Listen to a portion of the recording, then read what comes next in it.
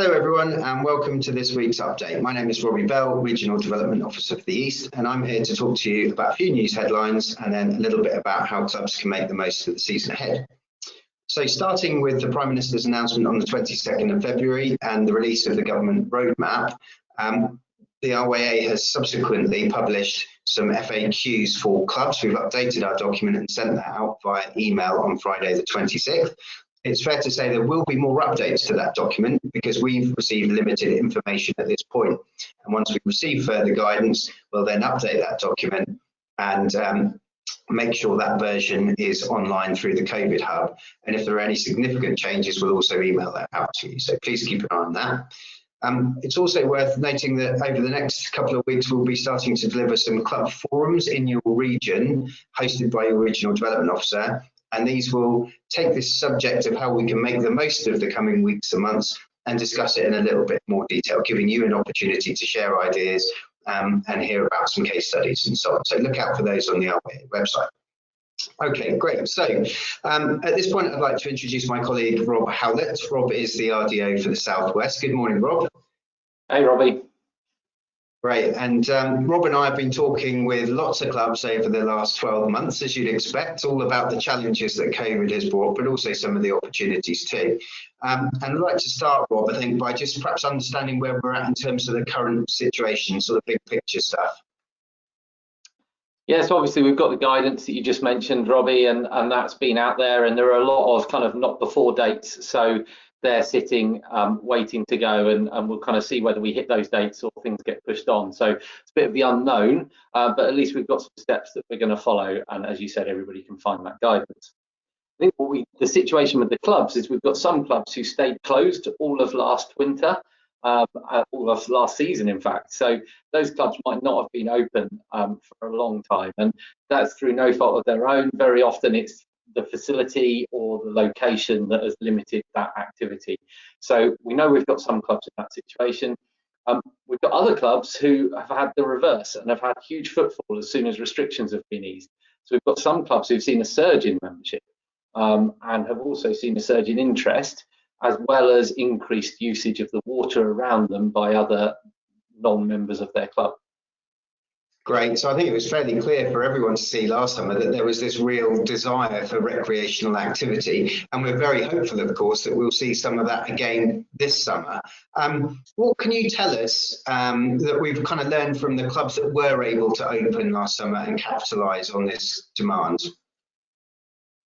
So I think the first thing to say is the amount of communication that's come from clubs is phenomenal. You know, even if they haven't opened, clubs have been sending so much comms, and that has meant that membership has stayed engaged and that clubs have done well with their recruitment of their members and making sure they retain their members.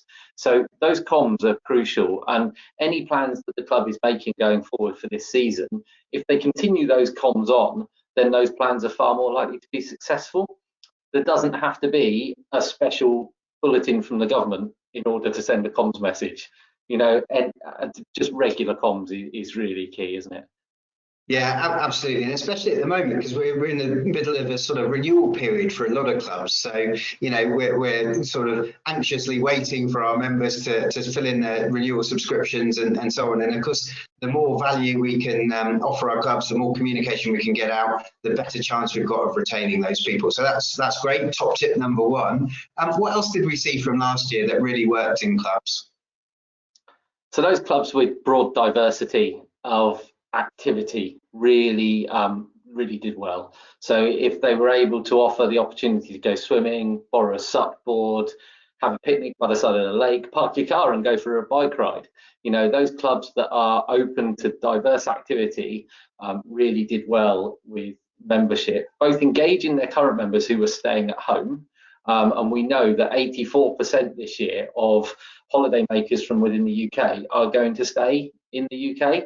So there's a huge amount of your members who would love this to be able to take part in local activity. And if they can engage the club in that, or you can engage them into the club by staying at home and being active around their home, that's going to be a massive benefit because they'll see the club as a real value to them. So I think that's key. And equally, that diversity might attract those new members who've never thought of joining a sailing club, who live near you. and that ability to draw those people in by having a diverse offer. Sailing can look quite technical, quite difficult from the outside.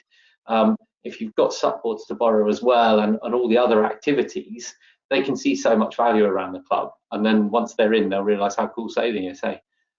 Yeah, absolutely. So they sort of get bored of paddling about on their SUP and want to have a go at a sailing activity or some other form of boating. So yeah, some real lessons learned there then. Enable your members to make the most of a range of activities within your club, but also look outside and see if you can draw some people in. And finally, talking about equipment, Rob, we know that ownership of club boats and so on can be quite a barrier, especially for kind of newer members. But we also know that a lot of clubs now have fleets of really good dinghies and even keel boats in some cases. So how are clubs managing those and capitalising on those fleets? Yes, we saw a definite benefit to clubs who managed to put in a really good system of boat hire, boat borrowing last year. So anyone who had their online systems up and running and an ability to book their time slot in the particular craft at the club saw their boat usage, their club boat usage go up. And as you say, a lot of people, that's a barrier for joining a club. So if they know that's there, that's great for new members. But equally, we don't all want to go and launch our super whizzy fast boats all the time. There's a bit more effort involved. It's not great to take the kids out in, but if the club boats are there and there's the ability to borrow those, having a smooth booking system definitely paid off last year. Those clubs with online booking systems saw a massive increase. One club recently told me they thought they'd had threefold increase in the activity on their club boats last season. And of course, having a system in place for managing your club boats can actually help you with increasing capacity. Perhaps limiting the opportunity to certain time slots might in itself make more time slots available. So lots of benefits there to looking at how you can manage your club boats and assets in order to make the most of the increase in demand. So great, some excellent sort of things that we've learned listening to clubs over the last few months. And what are clubs talking about? What else are they looking to do this year that might be different from previous years, Rob, to kind of capitalise on this this demand that we keep talking about? What are they going to do this summer? So there's a lot of clubs planning really hard, and it's hats off to those club committees who are putting so much effort into making this work. And I think it's fair to say that flexibility is probably number one on their list. Being flexible, being able to allow people to use the club in a different way, either because it's forced from legislation and guidance, or because it's just what people want at the moment. They want to be able to go to the club, have a day out that includes a bit of supping, a bit of sailing, and having that flexibility is key, I think. So yeah, flexibility in the way that things can be booked, the type of activity, but also those kind of ad hoc pop-ups. When larger groups were allowed last year and there was the ability to have small tables of 6 around on takeaway services, kind of saying, well, actually, let's do that tonight. Let's open a takeaway and the sun's out, let's do that. So there's a lot of discussion about whether that will be achievable and at which stage of the roadmap that will be achievable. It's important to keep within that guidance and always remember social distancing. But I think there are stages in the roadmap that people can start to plan that for.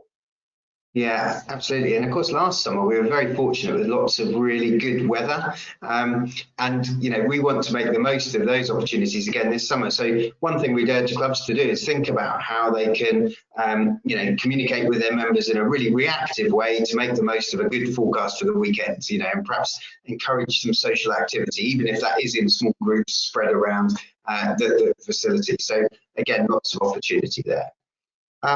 Great. So Rob, a few things we've learned from last year, a few things we're thinking about implementing in our clubs for the season ahead. I guess we want this conversation to continue through the forums that we're starting next week. The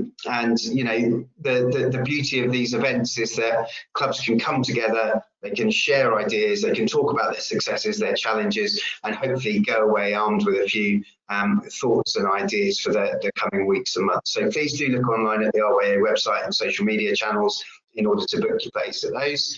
And get in touch with your local RDO if you've got any further questions or would like any additional information. So I guess from Rob and I, that's it for this week's video. We hope you've enjoyed it, and we look forward to seeing you out on the water after the 29th of March. Goodbye. Thanks, everyone.